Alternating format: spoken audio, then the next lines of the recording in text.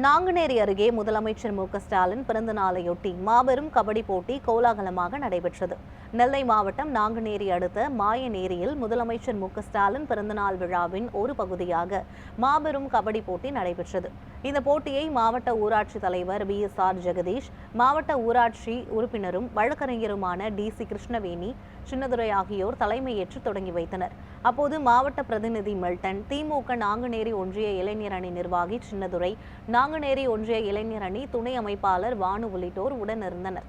மேலும் ஆப்ரஹாம், பாலசிங், முத்து, ஒத்தக்கடை மோசை, முத்துக்குட்டி மற்றும் நிர்வாகிகள், இளைஞர்கள், பொதுமக்கள் என திரளானோர் போட்டியை கண்டு களித்தனர்.